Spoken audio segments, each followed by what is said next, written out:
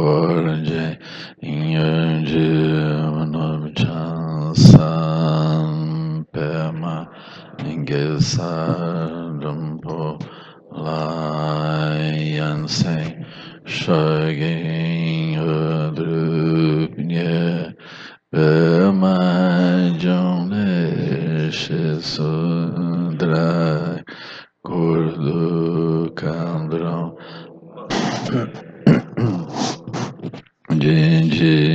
Jesu Dadrupki Chinji Lapji Sexu So Guru Pema Siji Hum Orjenji Nobchansan Pemai Gesar Dumpo Layansen Shagi Yodrupnye Pema Jone Shisudrai Kurdu Kandram Ampe Kurjiji Jesu Dadrupki Chinji Lapji Sexu So Guru Pema Siji Hum Orjenji Nobchansan Pema Dampo Layanse Shagin Udrupnye Pema Jone Shisudrai Kurdu Kandram Ampe Kurjiji Jesu Dadrupki Chinji Lapji Sexu So Guru Pema Siji Hum Sanje Chodan Sunchi Chonang Lan Janchu Pardu Dani Chavsunchi Daigi Jinsunchi Pe Nanchi Drula Penjir Sanje Drupaso Sanje Chodan Sunchi Chonang Lan Janchu Bardu Ni Chavsunchi Daigi Jinso Jipe Sonanchi Drula Penjir Sanje Drupaso Sanje Chodan Sunchi Chonang Lan Janchu Bardu Dani Chavsunchi Daigi Jinsun Jipe Sonanchi Drula Penjir Sanje Drupaso Om Benzara Guru Pema Siji Hum Om Benzara Guru Pema Siji Hum Om Benzara Guru Pema Siji Hum Om Benzara Guru Pema Siji Hum Zara Guru Pema Siji Hum Om Benzara Guru Pema Siji Hum Om Benzara Guru Pema Siji Hum Om Benzara Guru Pema Siji Hum Om Siji Hum Om Benzara Guru Pema Om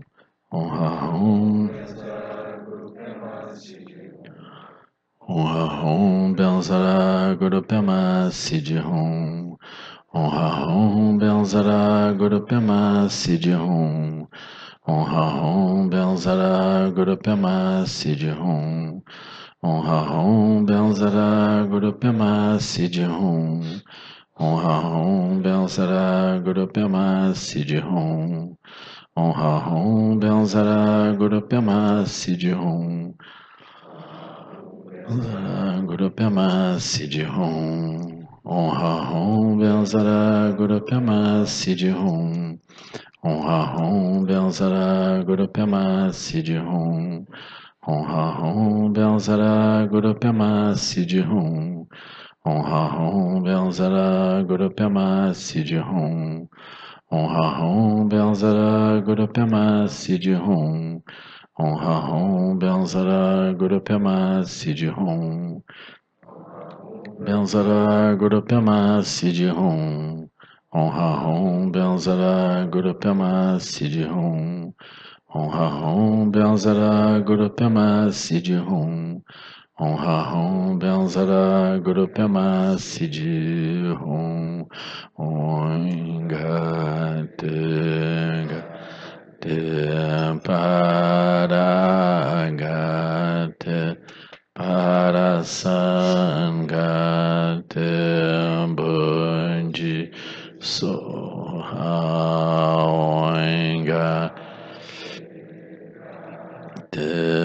Paragate Parasangate Bunji Gate Gate Paragate Parasangate Bunji Sohaoinga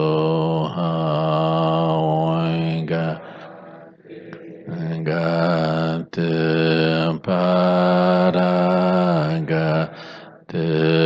Parasangate Bunji Sohaoingate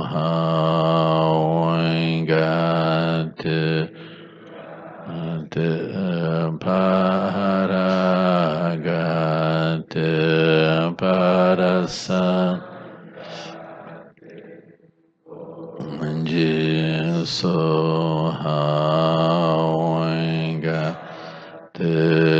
Gate Paragate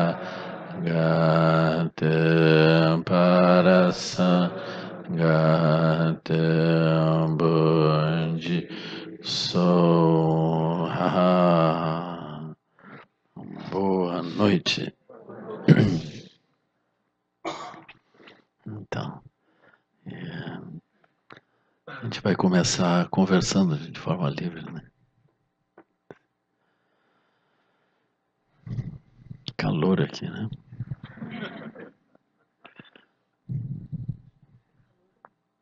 Calor humano, né? 100 watts cada um, soma isso aqui, dá um calorão, né?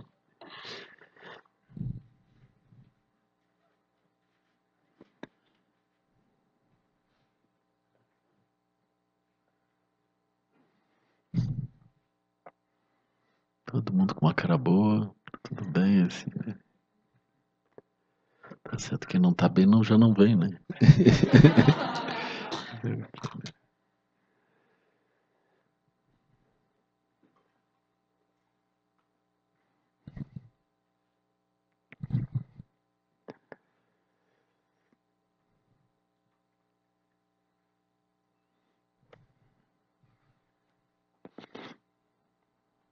Bom, tô indo embora. Mas o pessoal de Volta Redonda sempre tem umas perguntas. Não sei. Tá tudo tão explicado, né? Não é, né? Mente cérebro.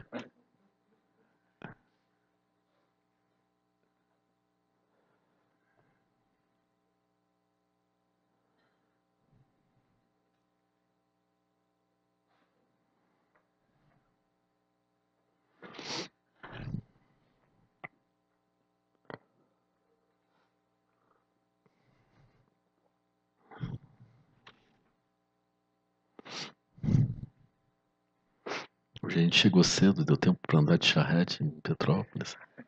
E no Museu Imperial, Casa de Santos Dumont. A Mirtz que me levou, eu não estava querendo, mas ela foi nos levando assim.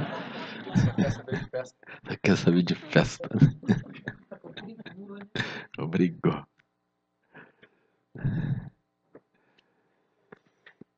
Aproveitando que as crianças estão aí, né? Aquilo já é assunto pro colégio, né? Pois é, sério.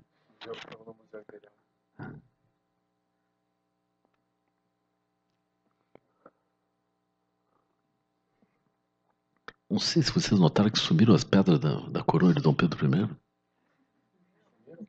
Não tem nenhuma pedra, ficou os buracos ali. Eu não quero levantar aqui algum problema, né? Mas será um bom assunto para Lava Jato, né?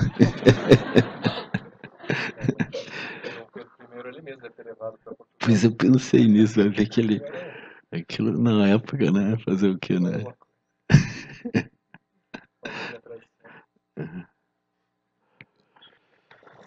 Interessante, né?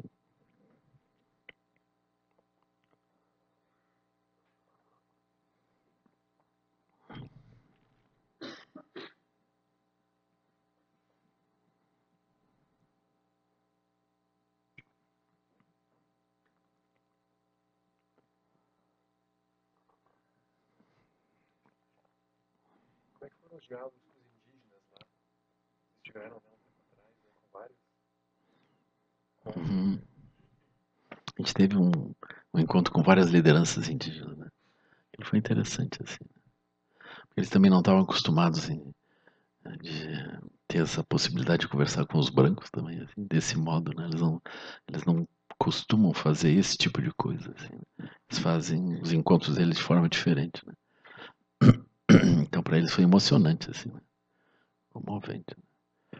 Mas tinha um deles que gostava de falar, assim, né? Ele foi andando. Tinha umas pessoas, assim, magnéticas, né? Bonitas, assim. Foi bonito. Eles se animaram, super se animaram. A gente ouvir e pensar, né? Aí passou uma semana, eles mandaram um aviso, olha, invadimos uma terra e queríamos que o Lama fosse lá, que o Lama nos recebesse. E, pá, essa coisa de auto-organização vai rápido, né? Aí foi assim, eles invadiram mesmo. Aí pediram uma reunião, foram nos visitar, pedindo auxílio, né, para poder se estabelecer lá. Assim. Então agora é uma comunidade guarani budista. Não, isso não é verdade, não. Mas a gente ajudou eles, assim, materialmente, né? Para eles se estabelecerem lá. Eles fizeram uma invasão perfeita, porque o governo do estado está extinguindo fundações e coisas assim, né? Então ele extinguiu a FEPAGRO, que é uma organização ligada à agricultura e plantas, essa coisa, né? Que por sua vez tinha sido uma área que nos governos militares aquilo pertencia aos indígenas e foi retirado deles a criação. Eles voltaram. Agora houve uma extinção, então a própria fundação ela está sem pé, né? Porque ela está sendo dissolvida, então ela não tem pé para retomar. Assim. Está tudo meio desarticulado. O governo quebrado, que eu acho que vocês entendem o que significa isso. Assim, não podendo pagar os salários dos funcionários. Agora, bem recentemente eu vi que foi uma associação brasileira de juízes, eu acho, de magistrados. Teve lá, também visitando eles, e levando apoio. Então agora aquilo facilitou, né? Facilitou. Em Maquiné.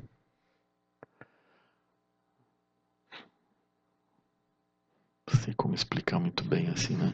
Fica, não sei se quem conhece Torres, Osório, BR-101, conhece o Rio Grande do Sul, assim, divide o Rio Grande do Sul em quatro, assim, pelo meio.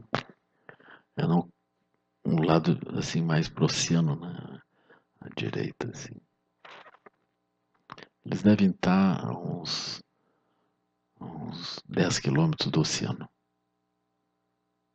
pouco mais, talvez. Uns 20, talvez. Estão perto do oceano.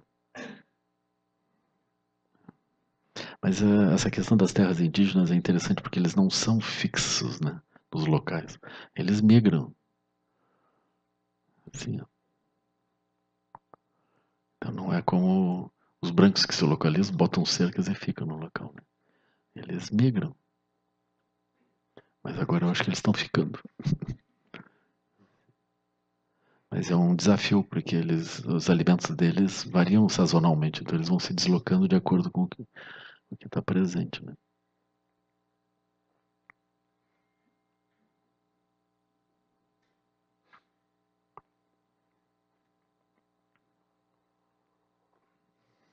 Incrível, né, essa resistência. Eu acho inacreditável, estou em vários níveis isso. Né? É como se houvesse agora um renascimento disso, né? Porque eles estão em periferia urbana, eles foram perdendo todas as terras deles, foram sendo empurrados. Né?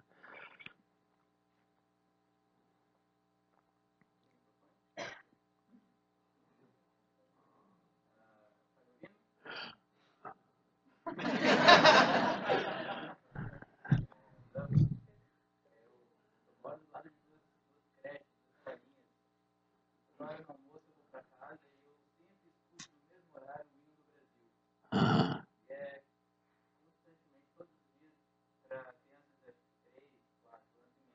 ah,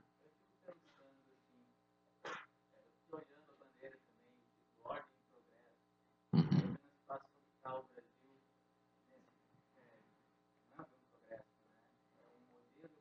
ah.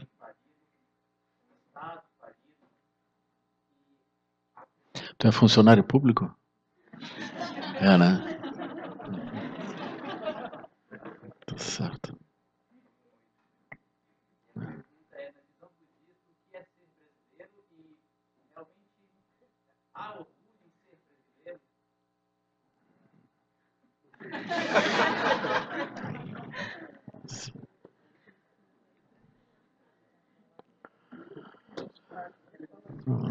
Isso, esse tema pertence ao bloco zero, né? Assim, né? Pertence ao bloco zero. Dentro do bloco zero, eu acho interessante que as instituições estejam organizadas, né? Eu acho assim, né? Por exemplo, eu acho que o maior problema, como Luiz Gonzaga aponta nesse livro tão lindo, né, dele, tão profundo, né, sobre a refundação do Brasil, talvez o maior problema é que o Brasil não tenha sido fundado de fato ainda, né? Então, no sentido de que nós continuamos agora dentro desses diálogos nossos sobre auto-organização, né? Aquilo vai ficando claro assim, porque a gente sempre está demandando de alguém que as coisas sejam feitas, né? Está sempre demandando. E as elites elas oferecem 10% do que a gente quer, mas com aqueles 10% elas se mantêm no lugar onde eles estão. E a gente está sempre na condição de eleger então novas elites para resolverem tudo por nós, assim. Né? Então, esse aspecto da refundação do Brasil, ele inclui o fato de que a gente se sinta cidadão e engajado em resolver as coisas, né? Como, por exemplo, uma dona de casa, dentro da sua própria casa, ela não fica pensando que aquilo tem que se resolver por outras pessoas, né? Talvez os filhos adolescentes não vejam nem os problemas, muito menos as soluções, né? Então tem uma diferença, assim. Eu acredito que a gente precisaria ir encontrando as próprias soluções. E na medida que isso vai se desenvolvendo, eu acredito que o país se constrói pelas pessoas que estão dispostas a fazer coisas. Mas a gente mantém esse mesmo processo. Né? Aqui, Petrópolis é a cidade da elite, essencialmente. Né? A gente importou uma elite europeia. Né? Uma coisa assim. O Brasil sempre foi, como o Luiz Gonzaga mostra, né? Ele é um povo que veio de fora, trouxe uma economia que não era conhecida aqui, também não perguntou para ninguém, né? Trouxe mão de obra de fora, trouxe outras plantas de fora para produzir aqui, para vender para fora também. Então, uma economia totalmente internacionalizada. E aqueles que estavam aqui dentro, eles nunca opinaram. Aí vai surgindo uma sub-raça aqui dentro.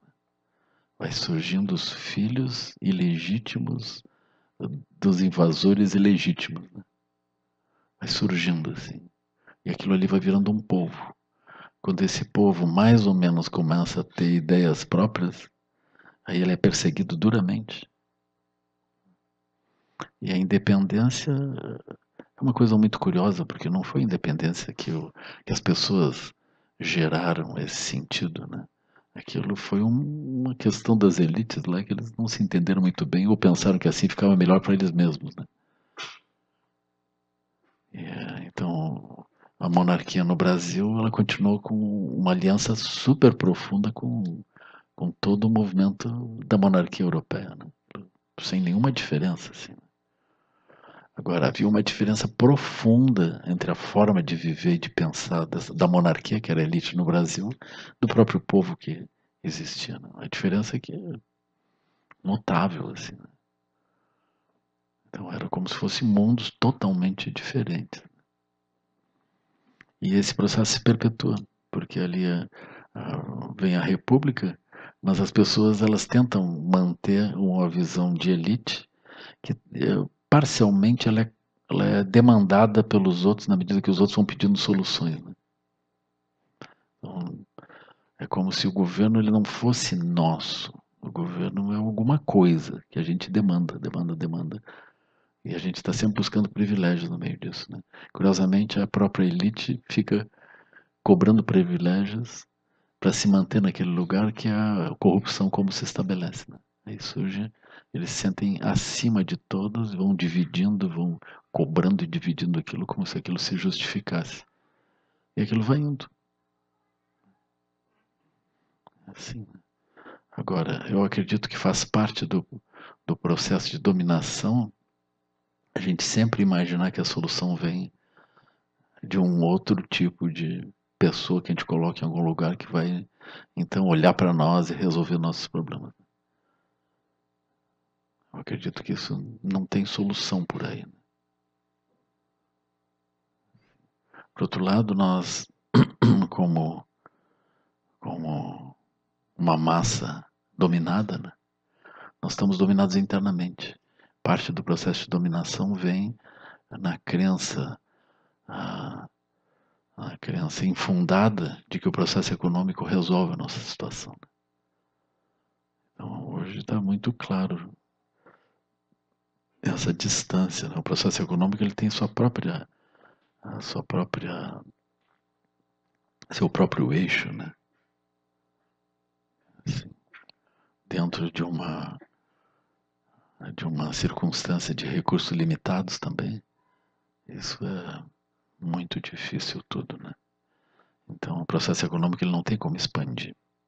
Ele está atingindo um patamar na impossibilidade de ampliar esse desenvolvimento econômico.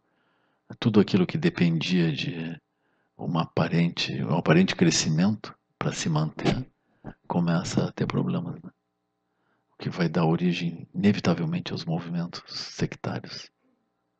Então a gente está nessa circunstância, assim. Os movimentos sectários, eles são uma decorrência natural das disparidades de renda, desigualdades, impossibilidade das pessoas sentirem que a sua família vai encontrar uma solução durante uma vida. Se eles acreditam que aquilo não é mais possível, eles se rebelam contra a circunstância. Então vocês vão ver a Primeira e a Segunda Guerra Mundial muito parecida assim, né? Já vão ver a Revolução Francesa, né? A Revolução Francesa já é uma tentativa das pessoas sacudirem isso. E elas terminam recolocando elites no poder, né? Como única alternativa, assim.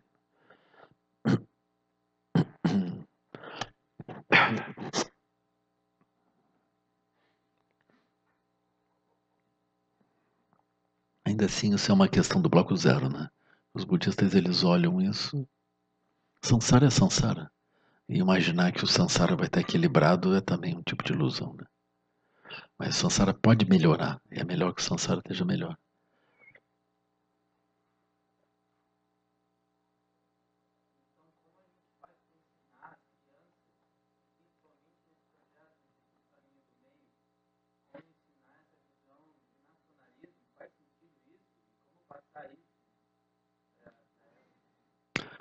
Eu acredito que o ponto principal não é propriamente nacionalismo, né? O ponto principal é as qualidades incomensuráveis e perfeições em relação a todos os seres, né?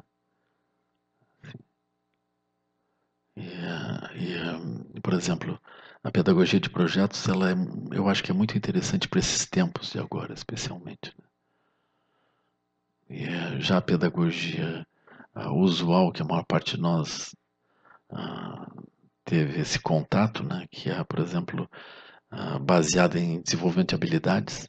Nós vamos desenvolvendo habilidades. Essas habilidades, elas, de modo geral, nos colocam mais aptos a entrar dentro do processo econômico. Então, aquilo está na dependência de um funcionamento econômico que possa absorver o conjunto de pessoas. Já num tempo onde essa absorção do processo econômico ela não vai ser possível, para nós é muito melhor trabalhar com pedagogia de projetos, porque as pessoas aprendem a resolver, a propor coisas e resolver coisas. Então é muito mais hábil. Assim, a Escola do Bem está trabalhando desse modo, né? Isso ajuda as pessoas a reconhecerem o que está acontecendo em volta, não ficarem pensando que elas esperam outros projetos para que elas se coloquem como peças dentro de um outro projeto, mas elas aprendem a reconhecer coisas e se colocar em marcha em grupo, pensando em grupo sobre aquilo que eles estão aspirando e decididos a fazer, né? Então é muito interessante, assim, por exemplo, agora na turma do Henrique, que está com 10, né? Eles estão trabalhando na parte de história, assim, né? Então eles vão estudando, cada um vai compondo, então eles vão fazendo aquilo em grupo.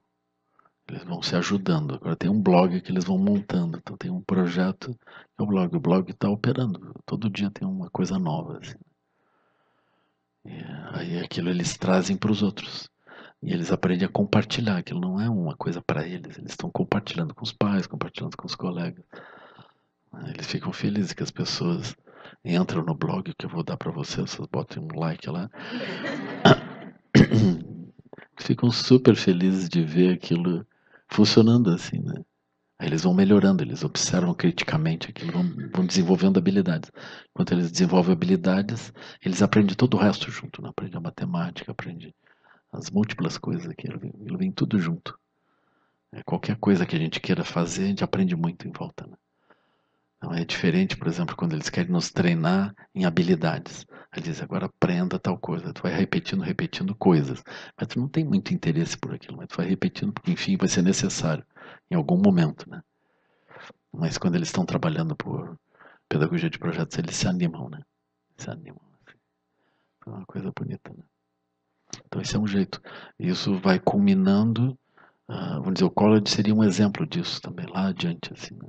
Mas segundo grau, todas as coisas eles vão olhando. Então, um dos projetos agora que eu vi esses últimos dias, né? O Matheus lá combinando com o pessoal da escola para fazer uma manutenção da área verde do SEB, as frutíferas, então colher aquilo e cuidar daquelas plantas. Então eles vão aprender isso, né? Vão aprender a reconhecer, a cuidar. Essa é uma coisa interessante. Eles vão aprender muitas coisas junto com isso.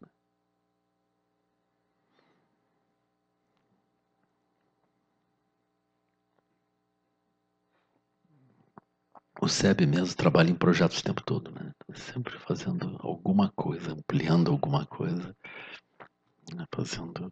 Agora a gente está começando um projeto de tipo escola aberta, assim, né? Muitas diferentes habilidades oferecidas para a comunidade ao redor. O primeiro ponto de entrada é uma quadra de esportes.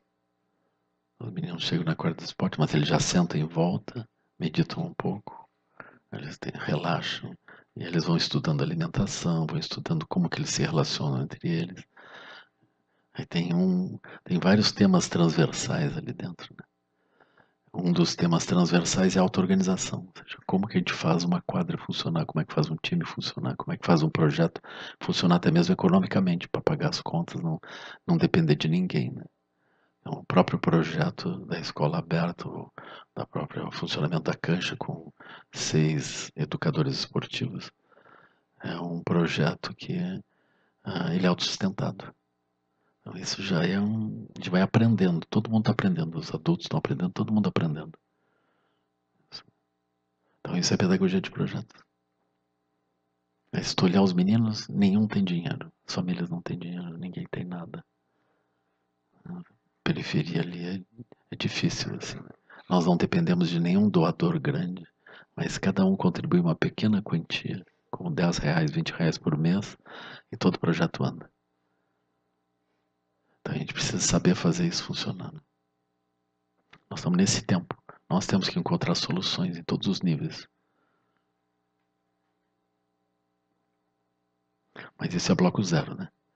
Mas não tem nada dentro de todos os blocos que não seja, de algum modo, manifestação do Buda primordial. Né? Então, não tem nada dentro disso que a gente não possa olhar como o aspecto secreto presente. Né? Eu acho isso aí, o aspecto secreto eu acho assim, maravilhoso, né? Porque quando tu olha para as coisas, está tudo trancado. Não dá, porque não tem dinheiro, porque não é possível, porque os meninos estão dominados pelo tráfico, porque aqui em volta não sei bem o que é. Tem impossibilidades assim, tem uma parede. Aí quando tu olha para aquilo, aí tu atravessa a parede, porque a parede não é sólida. Então, na realidade, o que nós temos é a natural liberdade, né? E essa natural liberdade, ela não é apenas um vazio, ela é luminosa. Aí tu constrói outras realidades. Então, esse aspecto assim de tu encontrar um obstáculo e construir as realidades é um exercício direto do aspecto secreto e do aspecto luminoso, assim, do aspecto sutil. Aí para aquilo dar certo, tu precisa gerar méritos. Então o aspecto sutil tem que estar harmonizado com as qualidades comensuráveis e perfeições. 5 sabedorias, 4 formas de ação no mundo. Aí aquilo dá certo. Impressionante. É super bonito de ver. Aí vem o aspecto grosseiro. O aspecto grosseiro é as coisas aparecerem, as paredes subirem, as crianças aparecerem, os jovens, os educadores e tudo funcionar. E aquilo vai acontecendo. É um processo totalmente prático, mas é muito fácil nós olharmos para aquilo e pensar que não é possível. Aquilo é possível. As coisas são possíveis, né? A gente pode fazer. Então a gente vai construindo o tempo todo dentro disso. Né? Então isso é a ação no bloco zero. A ação no bloco zero, na verdade, é o bloco 4. Depois de treinar sobre a vacuidade, depois de gerar toda a prática, depois de reconhecer as inteligências em Sambhogakaya, aí tu te coloca em marcha. Né? Então tá tudo unido, mas para quem está olhando assim, sem uma conexão maior, a pessoa de modo geral está no bloco zero, nesse ponto. Né? Como os meninos chegando para jogar, estão no bloco zero.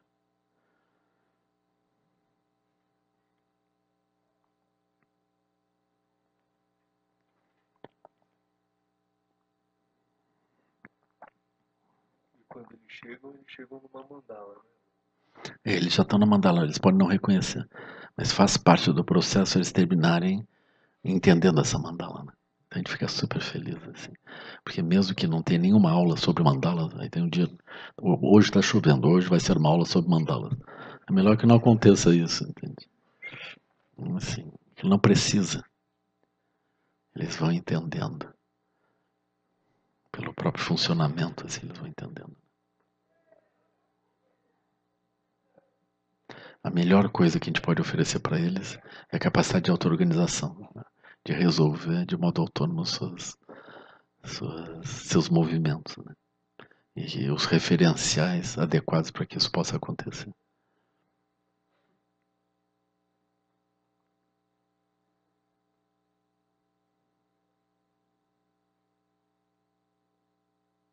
Mas, por exemplo, se nós estamos dentro do bloco zero, nós, nós estamos fechados dentro de cargos e funções em algum lugar, e a gente pensa que aquilo é sério, é fixo, verdadeiro, e nós estamos dependentes daquilo para então poder fazer uma outra coisa que a gente acha importante, aí nós estamos realmente vulneráveis.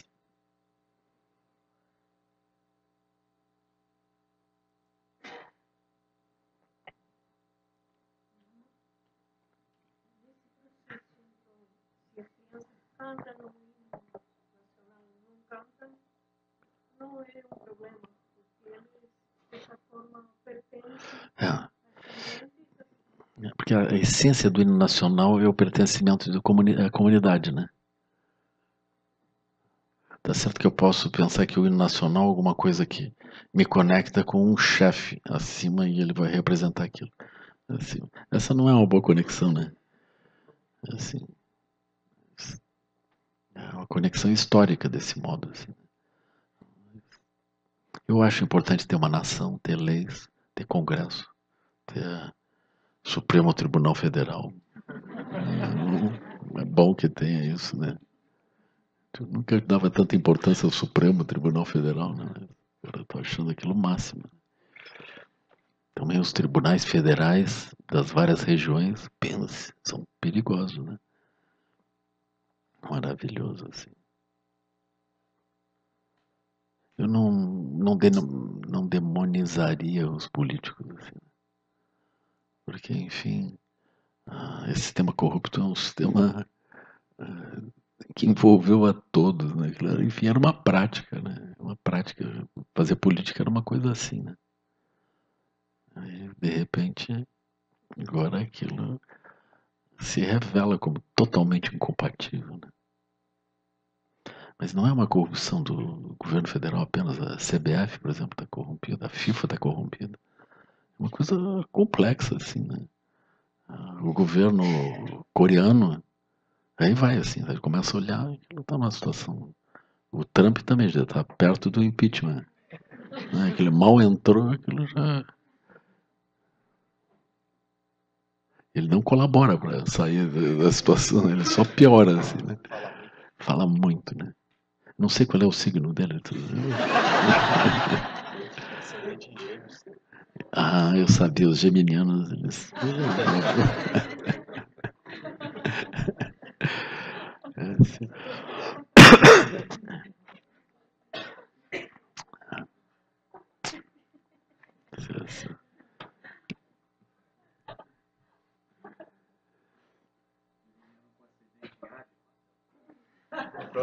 Com ascendente em Ares.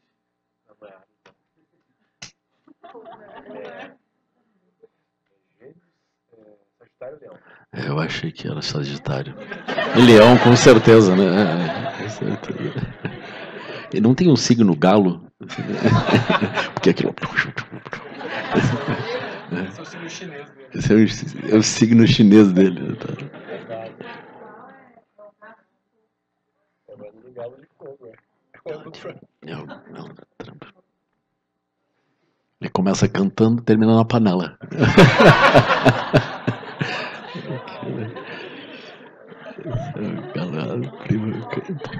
Como? Tá acordando todo mundo. Impressionante. Ele tem uma facilidade de brigar com os aliados, né? Os aliados e inimigos, aquilo é tudo igual, assim, né?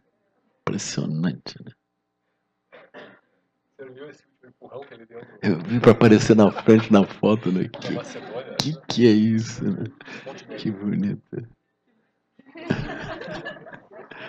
A foto dos chefes de estado, ele chegou lá, empurrou todo mundo, ficou na frente. Assim. A mulher deu um tapa nele. Bom, sorte que ainda tem uma mulher ali do lado para botar um pouco de O Papa deu também? O Papa também? Ele tentou segurar a mão do Papa.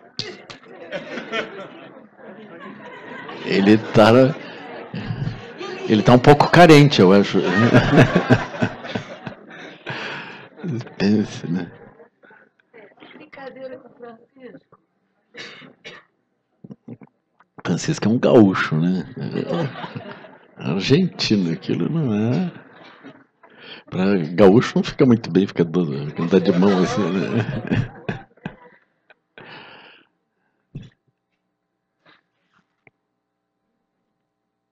Mas de budismo teria alguma coisa assim? Sim. Por favor, essa é uma boa pergunta, bem-vinda.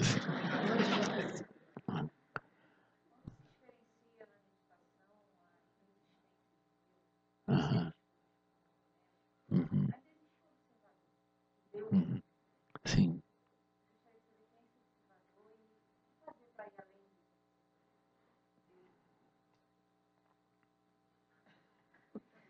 Isso é uma pergunta, né?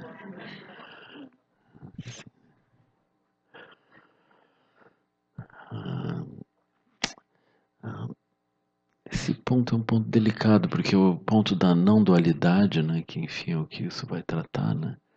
Esse ponto da não dualidade, ele não se resolve com outro observador, né? Porque então vem a pergunta, o que fazer? O que fazer é quem que vai fazer? Então aí de novo eu me coloco, né?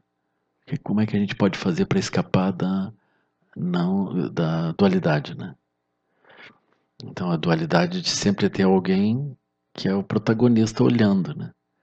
Mas se eu der um recado, eu novamente estou instalando alguém numa posição de olhar ou de fazer ou de ser o protagonista em alguma coisa, né? Então por aí a gente não vai conseguir também. Esse é um ponto onde, por exemplo, a meditação ela é vista como a ação, tem sempre alguém ali dirigindo aquilo, né? Então a meditação ela vai até um certo ponto. As meditações sempre são estados parciais, são posições da própria mente, assim. Então esse aspecto ele é resolvido quando o próprio observador ele percebe que o aspecto primordial, ou seja, não separativo, ele está incessantemente presente. Então ele não precisa fazer nada. Porque mesmo as coisas que aparentemente são duais, elas não são duais. Então quando surge essa clareza, que se ele entender ou não entender que as coisas são duais ou não duais, que aliás que as coisas são todas não duais, e, que a não separatividade é a experiência fundamental. Quando ele perceber isso, ele vai ver que essa não separatividade não é alguma coisa que ele precisa construir com a mente dele. Então, nesse momento, cessa a necessidade dele imaginar que o aspecto primordial é atingido por uma mente que treina uma condição específica e pode aferir essa condição específica. Então, esse aspecto ele cessa. E surge uma natural operação a partir dessa base, onde não só há não dualidade, como há a ausência de necessidade de reconhecimento da não dualidade, para a não dualidade funcionar. Que é um pouco assim, por exemplo, o aspecto secreto, que é, enfim, a vacuidade, ele está incessantemente presente. Eu não preciso reconhecer ele. Ele atua mesmo sem ser chamado. Ele vai surgir, se eu não entender a vacuidade, ela vai surgir como impermanência, por exemplo. Ela vai surgir pelo fato que a minha mente é capaz de se deslocar para outras posições e outras posições e outras posições. E em cada dessas posições eu posso surgir como um observador de um certo tipo, imaginando que eu sou uma certa coisa. Mas eu nunca consigo estabilizar aquilo, porque nós não somos aquilo. E como que a gente não consegue estabilizar, mesmo acreditando que seja? A gente não consegue estabilizar porque aquilo não é.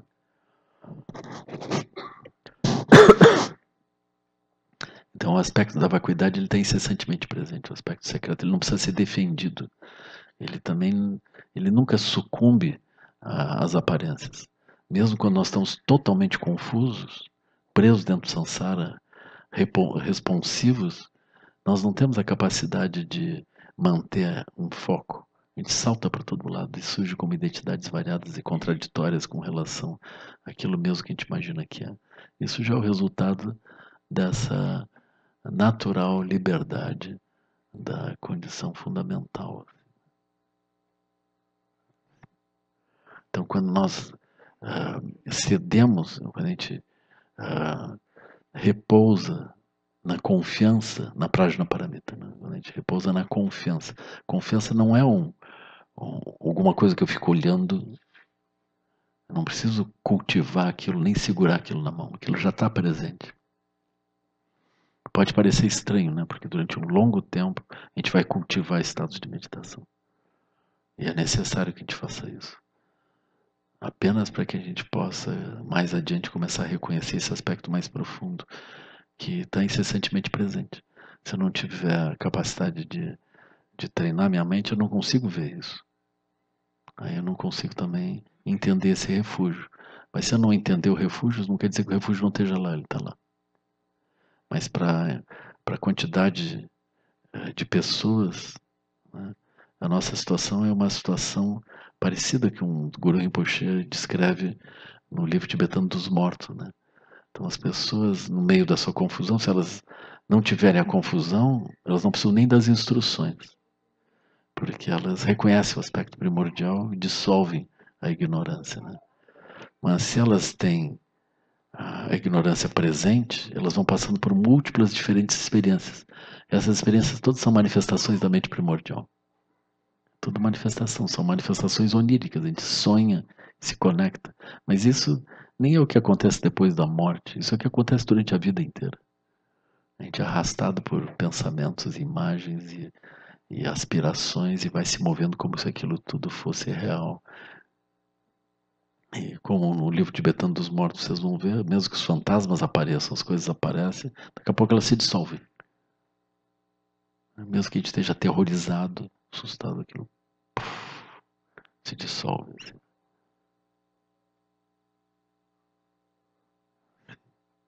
Se dissolve por quê? Porque a natureza primordial é maior, as coisas surgem e cessam, né? E outras coisas vão surgir.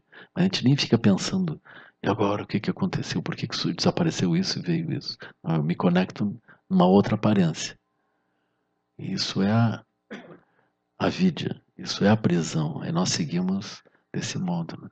Então, de acordo com como nós estamos olhando as coisas, a gente percebe alguns sinais, né, na dependência da profundidade que a gente pode olhar tudo. Né?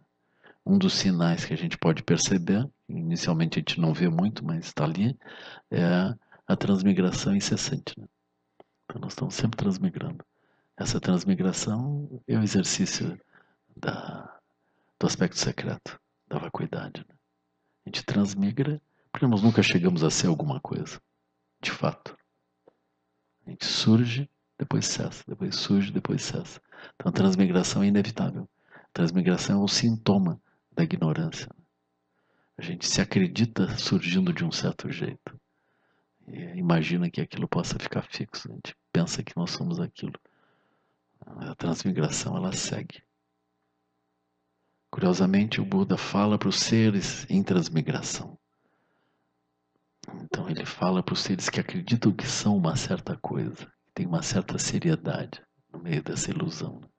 Ele fala com essa linguagem da seriedade. Mas os seres são seres que transmigram, eles mudam totalmente. Né?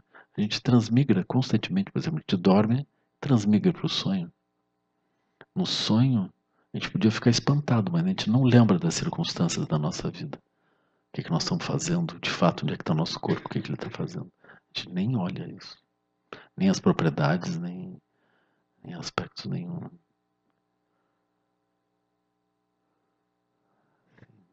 Então, aí depois a gente volta para o estado acordado e retorna para um tipo de situação. Ele está transmigrando o tempo todo.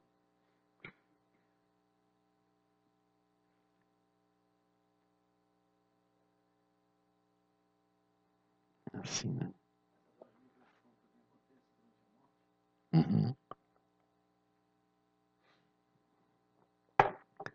Durante a morte, a pessoa, por exemplo, durante a vida, a pessoa está no corpo, dorme, transmigra para corpo de sonho, né? Depois ela retorna. O corpo de, na morte, ela transmigra para um corpo ilusório também, um corpo semelhante ao corpo de sonho. Só que ela não tem mais como voltar, porque o corpo físico ele não funciona mais, não opera mais, não tem como funcionar. É. Eventualmente a pessoa ainda volta. Se ela morrer um tempo curto, ela consegue ainda voltar, dependendo da circunstância. Ela retorna, às vezes o corpo se recupera e a pessoa continua vivendo. Em alguns casos a pessoa retorna por um tempo curto e morre. Né?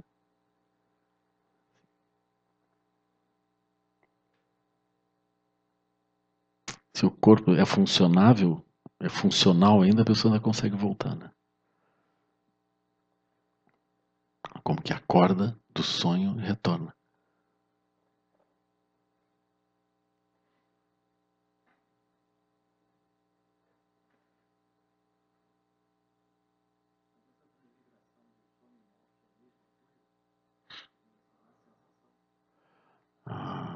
Ela é, não sei se é igual, mas essencialmente é a mesma coisa.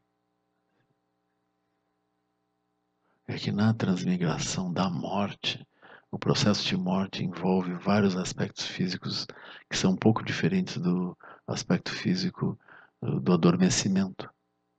O adormecimento não leva, por exemplo, ele não desequilibra o corpo. Quando o corpo se aproxima da morte, vários sinais. Por exemplo, a pessoa está respirando mal, então surge uma ansiedade. Quando nós vamos dormir, não tem ansiedade. A gente também não tem dores necessariamente, né? Vai dormir, a pessoa não tem dor. Né? A gente não tem desconforto, não tem falta de água, não tem sensações aflitivas dentro do corpo. Então o corpo ele tem várias inteligências. Quando ele se desequilibra, essas inteligências elas tentam reequilibrar, então elas produzem sintomas. E a gente olha para aquilo com uma visão atenta, né? Nós temos uma ligação com aquilo, então a mente olha para aquilo e raciocina sobre aquilo. Então quando a gente vai morrer, nós estamos no meio disso, né? Nós temos um nível de aflição. Então nesse sentido, a morte é diferente do sonho, né? Essa passagem. Mas o estado posterior é muito parecido, né? Um estado onírico. Um estado onírico a gente vê, ouve, sente, encontra seres. Todos eles inseparáveis da própria mente que vê. Ou seja, é tudo não dual. Mas a gente vê como se fosse dual. E assim a gente opera pelos Vedanas. A gente gosta ou não gosta, se move desse modo. Mas a passagem mesmo em direção à morte, ela é diferente, né? Diferente por essa... Se a morte for abrupta, mesmo que ela seja abrupta, existe um susto do corpo, né? Minimamente isso vai acontecer. Eu acredito que sim. Depois, esse susto desaparece também, a pessoa vai trabalhando dentro do sonho mesmo. Né?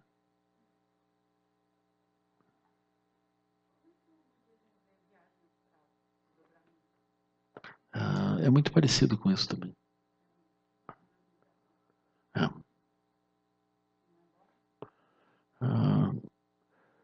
Na visão budista, o que é favorável é a lucidez. Né?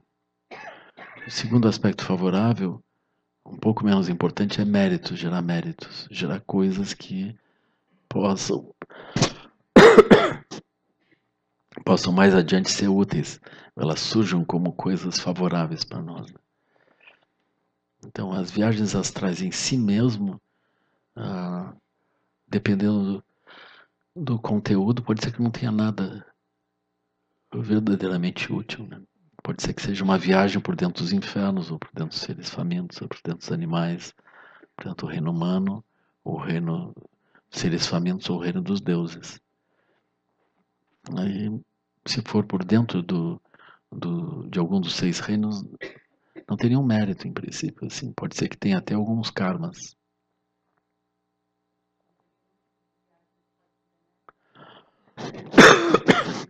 As terras puras. Aí, se a gente for com algum Buda para as terras puras, essa é uma boa viagem.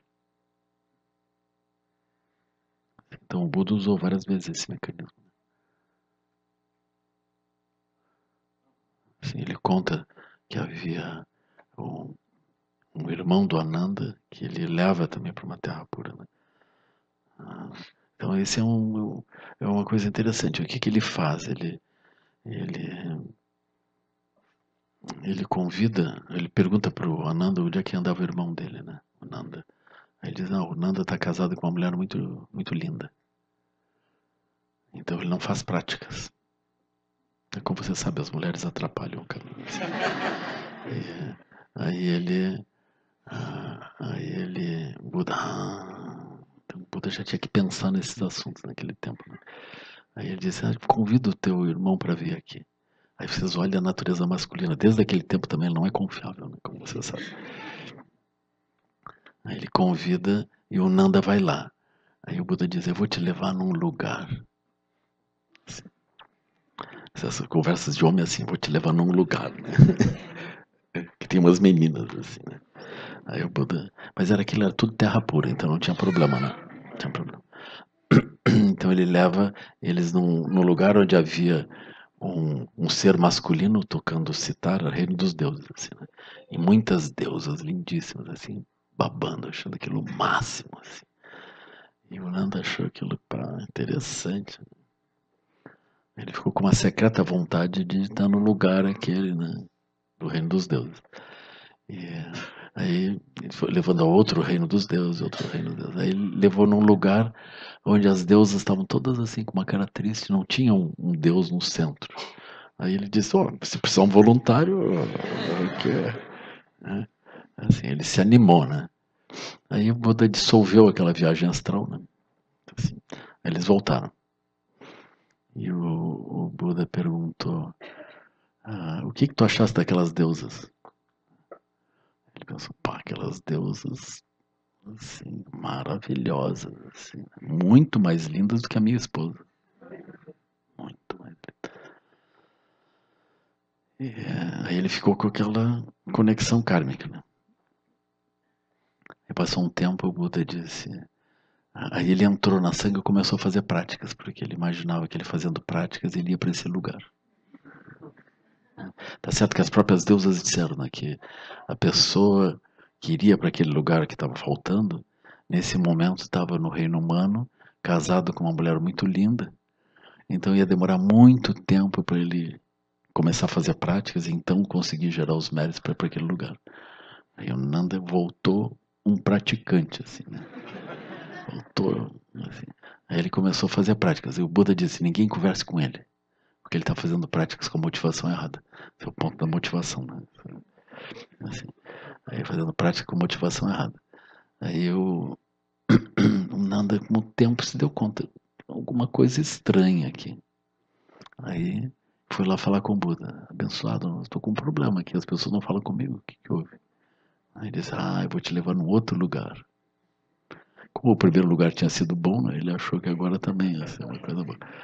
Aí ele foi num lugar onde havia uma grande panela de ferro e um ser masculino gritando e muitos seres femininos com garfos vendo isso aqui, já estava cozido assim, né?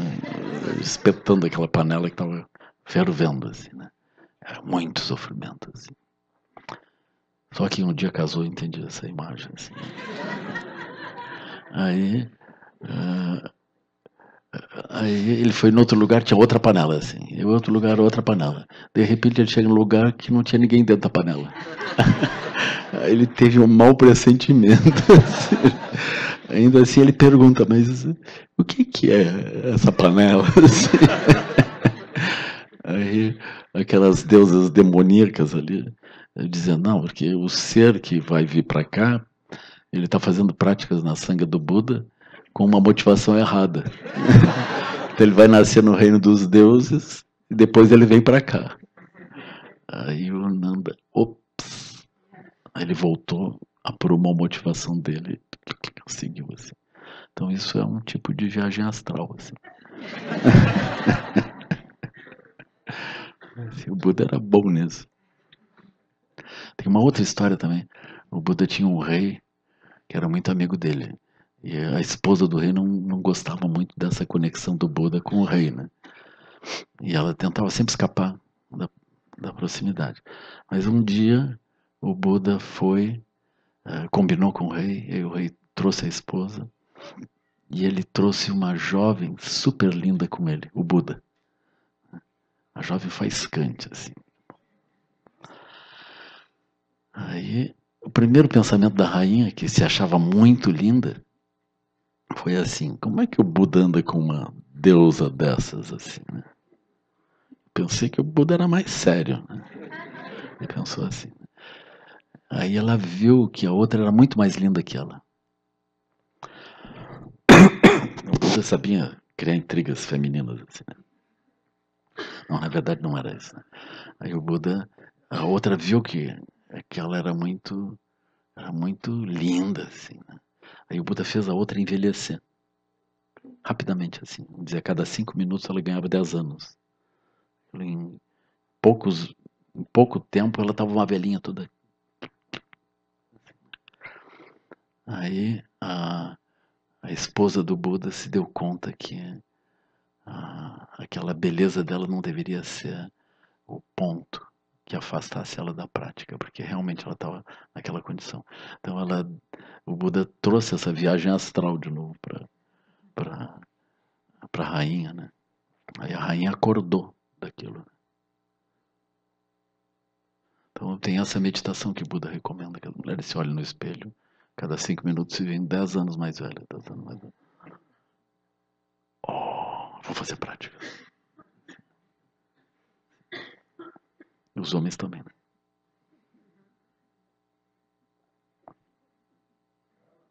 Sim.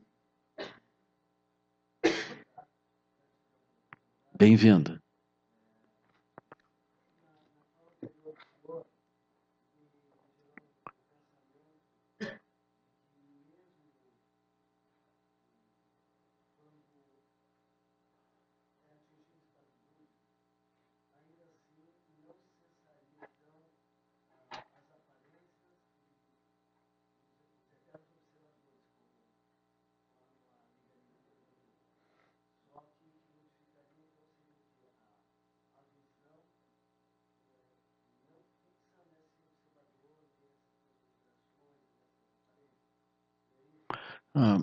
O que muda é a base da operação da mente.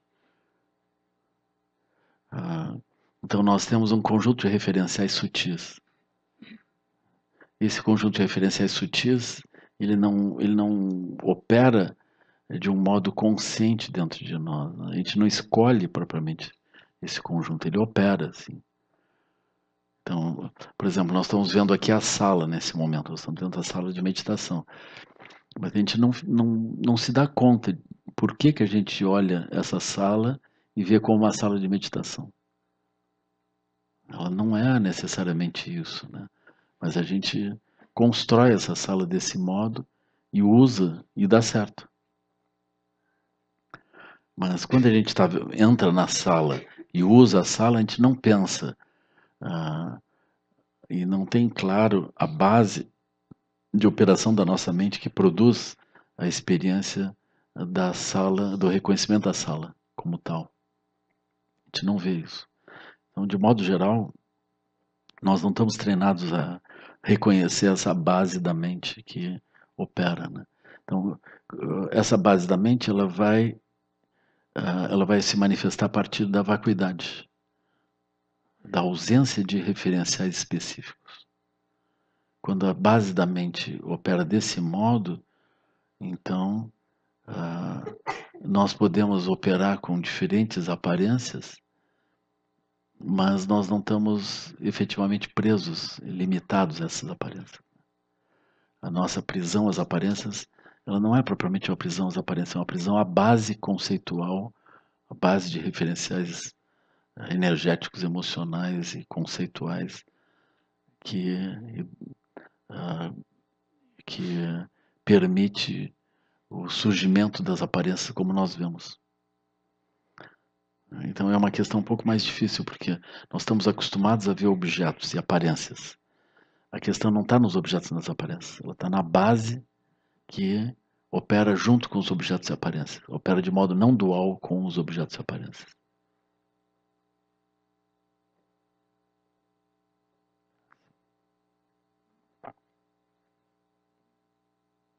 Por exemplo, se nós não estamos numa base separativa de hostilidade, mesmo que alguém faça um gesto hostil para nós, nós não respondemos dentro da base de hostilidade.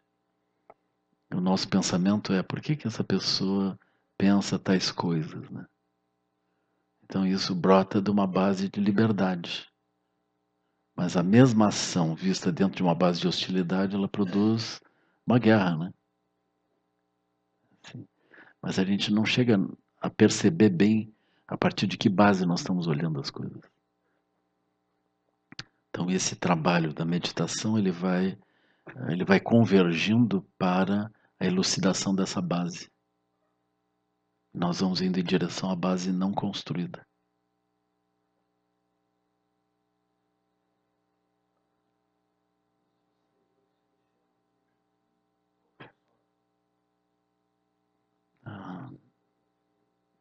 É assim que a sabedoria ela brota posteriormente. Uma vez que essa base está livre, nós podemos usar, uma vez que nós estamos operando a partir da base livre, nós podemos usar outros softwares, que não o software dos 12 elos de originação dependente. A gente está no mesmo lugar e usa outro software. Porque o software da originação dependente ele tem uma fundação essencial. Na verdade, os 12 elos vão estabelecendo um a um referenciais que nós vamos agir. Né? Por exemplo, gostar ou não gostar, querer o que nós gostamos e não querer o que não gostamos, perseguir essencialmente o que nós gostamos, nos sentir hábeis a partir de encontrar o sucesso com aquilo que a gente gosta e se dispor a andar no mundo a partir disso apenas. Então isso é a base do funcionamento do samsara. E esse gostar ou não gostar, por sua vez, é aferido a partir dos sentidos físicos. Então nossa mente fica estreita e dependendo dos sentidos físicos. Se nós tivermos uma falha nos sentidos físicos, nós vamos sentir como morte, ainda que a mente continue.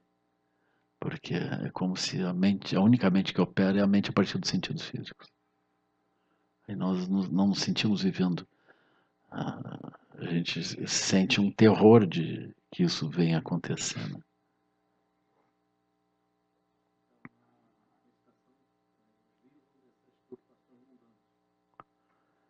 Os 12 elas vão dar origem às preocupações mundanas todas. Que elas estão ligadas aos Vedanas. Eu tenho as experiências convencionais sensoriais e eu tenho o que eu gosto e o que eu não gosto. O que eu gosto eu quero, o que eu não gosto eu não quero. Aí brotam as preocupações. Sim. Usando a palavra energia. Sim. Um contexto assim, de uma base de unidade para todo mundo.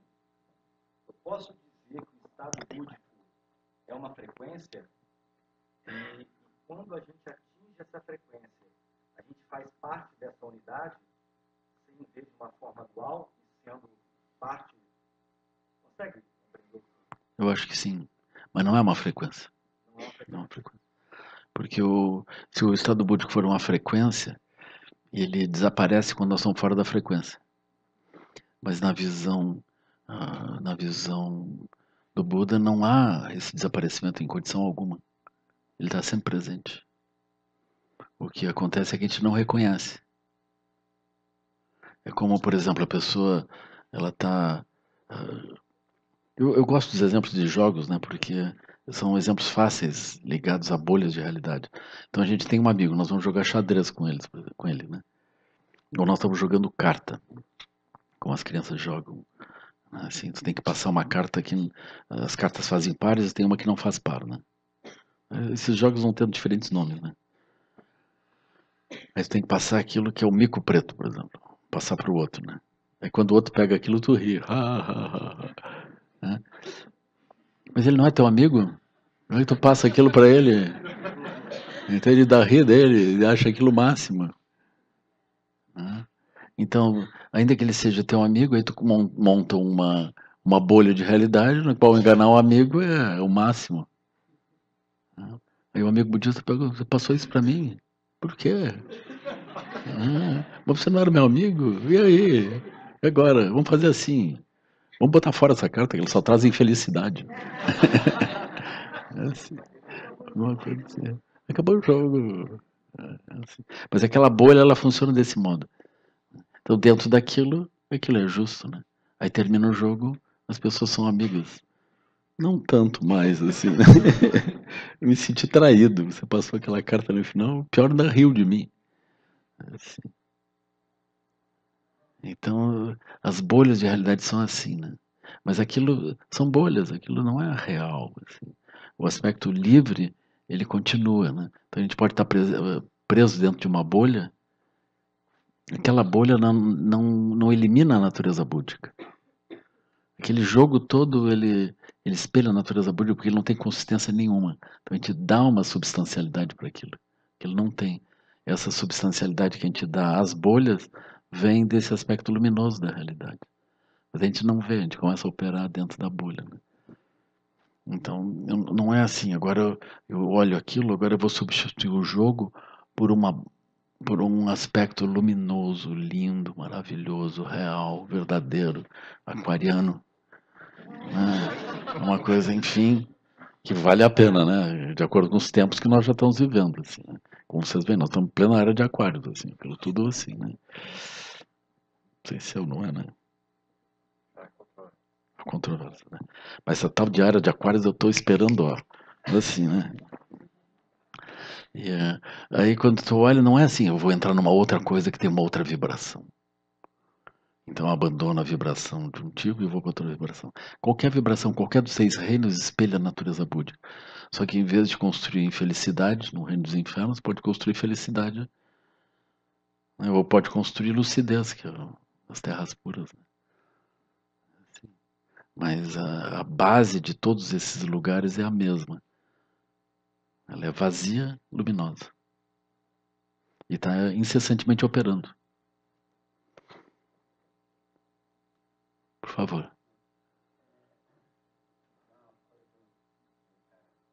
Sim.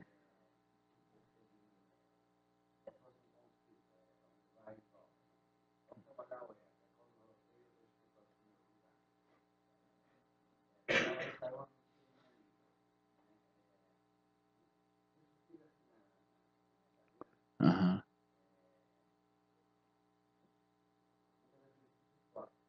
Aham. Esse é um problema geral, assim. Ah.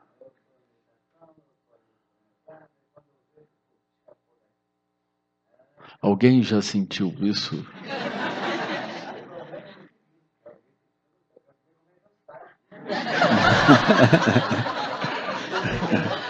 Não, essa alguém descobriu, hein? Nós estamos nessa situação. Né? Não tem nenhum estado parcial que a gente possa adentrar que não vá ser impermanente, insatisfatório, transitório. Mesmo os estados elevados. Porque não vai ser por aí que a solução vem. Então a gente tem, por exemplo, durante um tempo a gente vai treinando meditações que são estados muito melhores que os estados comuns, né? A gente vai treinando isso, realmente. Vai ser um caminho. Esse caminho vai nos levando à compreensão daquilo que está incessantemente presente que não tem como perder. Porque a gente também nunca deixou de ter. Então a gente não vai também deixar de ter mais adiante, mas a gente não se dava conta. Esse aqui é o ponto, assim. Então nós vamos treinar isso. Então a gente não vai precisar ser alguém. Do jeito que a gente for, essa natureza pode ser reconhecida, ela está ali. Né? Nós vamos trabalhar nesse tipo de reconhecimento. Mas quando a gente reconhece isso, também o jogo comum das coisas ele perde um pouco o sentido. Quando a gente está dentro das bolhas, a gente ri um pouco das bolhas que a gente está andando. Então a gente não se sente hipócrita, não se sente fake. A gente sente que a gente não precisa construir artificialidades. Então disso brota a compaixão pelos seres que estão fixados em ideias específicas, que eles não se sentem fake, né? Então eles não são fake, eles são verdadeiramente alguma coisa, mas aquele verdadeiro não é verdadeiro de fato, aquilo é um engano, né? É como a pessoa se sentir funcionário do Banco do Brasil. Aquilo é um engano, né? A pessoa não é aquilo, né? E no final ela vai sair do banco, pode ter certeza. Viva ou morto ela sai. Então essas várias coisas são assim. Mas na natureza livre da mente a gente não tem como sair. Né? Esse aspecto primordial não tem como sair. Nem a morte nos retira disso.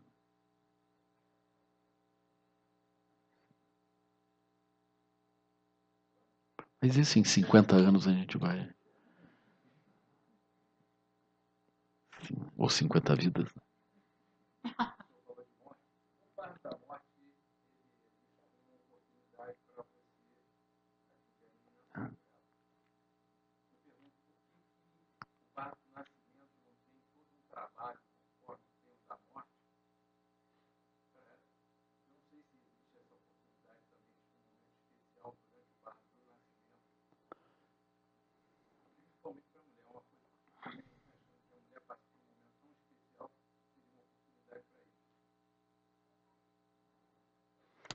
Na tradição tibetana não tem, que eu saiba, isso, né? Na verdade, surge uma mente que tá num tipo de operação e passa a outro, né? De qualquer maneira, no budismo sempre tem um privilégio da explicação, né? É um pouco difícil dar um ensinamento só com energia ou com aparência, né? Difícil, assim. Essa é a razão, por exemplo, que a gente também não consegue ajudar muito os animais. E os seres humanos a gente ajuda através de uma linguagem discursiva. Nos animais a gente não consegue trabalhar de linguagem discursiva.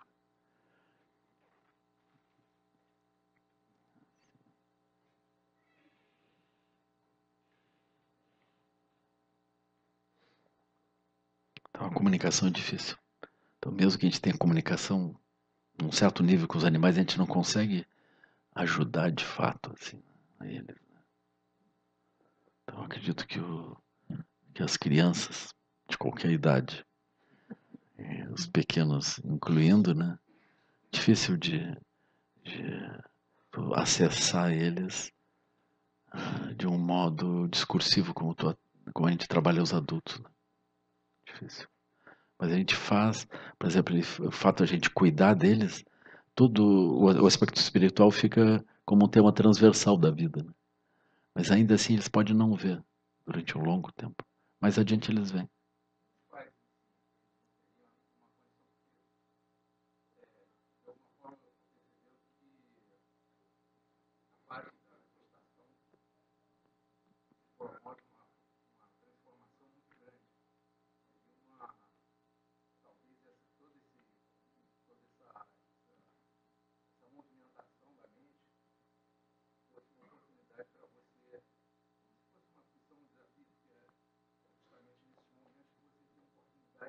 É.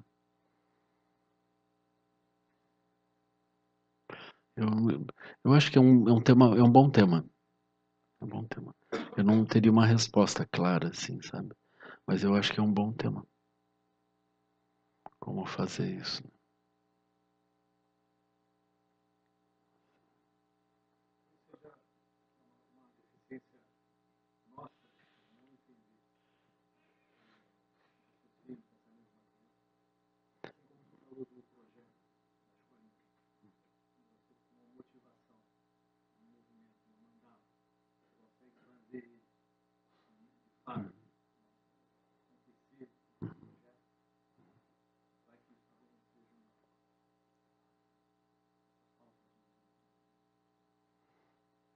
Eu não sei bem, eu acho que teria que olhar com cuidado, porque tudo que me ocorre são obstáculos.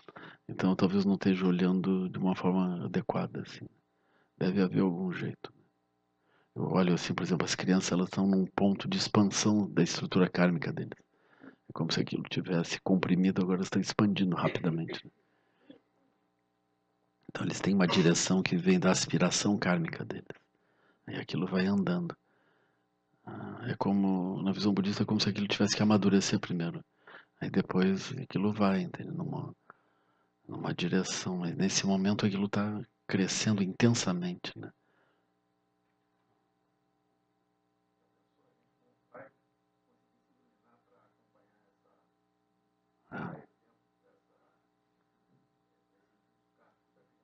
Isso é uma coisa boa.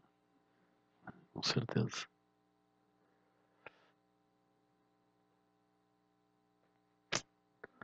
Mas eu acho que a gente vai fazer dedicação. Que os méritos desse encontro se expandam e toquem a todos. O Mestre Universal da Paz e da Compaixão, Sua Santidade Dalai Lama, juntamente com todos os mestres de todas as tradições que lhe tenham longa vida. Que todos estejam à saúde de gerar pensamentos negativos, o obstáculo mais destrutivo. Que esses pensamentos nunca surjam em nossa mente. E que todos os seres também estejam livres de pensamentos negativos. Ao longo de minhas muitas vidas e até este momento, virtudes que tenho alcançado, inclusive os méritos gerados por esta prática e todas as que vier a conseguir, ofereço para o bem-estar dos seres sencientes. Possam a doença, guerra, fome e sofrimento diminuir para todos os seres, enquanto sua sabedoria e compaixão aumentam nesta em vidas futuras. Possa eu claramente perceber todas as experiências, o antecido do sonho durante a noite, e imediatamente despertar para perceber a manifestação de sabedoria pura no surgir de cada fenômeno. Possa eu rapidamente alcançar a iluminação para trabalhar sem cessar pela liberação de todos os seres, Budas e Bodhisattvas em conjunto, seja qual for a sua motivação, sua ação benéfica e preces auspiciosas, seja qual for a sua onisciência, realizações e poderes benévolos, e seja qual for a sua imensa sabedoria, eu que igualmente venho para beneficiar os seres, rogo para que possa alcançar as mesmas qualidades. Neste exato momento, possam nem mesmo os nomes doença, fome, guerra e sofrimento, feitos pelas pessoas e nações da terra, mas possam sim, sua conduta moral, mérito, riqueza e prosperidade crescer, e possam a suprema bem-aventurança e bem-estar surgir para ela. Ring Lum Chosun, Ring Lum Che Zalin Sassun, Parpel Drogyo Chosun, Wadan Vidral do Sungele Cho. Boa noite.